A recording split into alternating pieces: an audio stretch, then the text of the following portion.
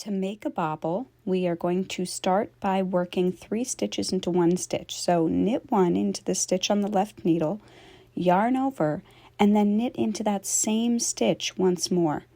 So we will now have 3 stitches on the right hand needle. I'm going to turn the work around and purl those 3 stitches.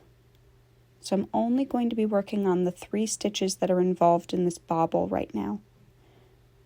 After I've purled the 3, I'm going to turn the work back around to the front and knit those 3 stitches. So I'm only focusing on the 3 stitches that are involved in my bobble.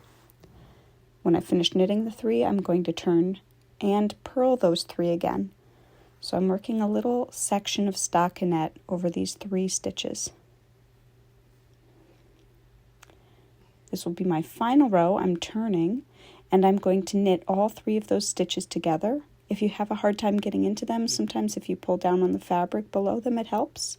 But I'm working all 3 together. So here my 3 stitches go back into the original one. I'm going to take them off of the needle and tighten the yarn. Happy knitting!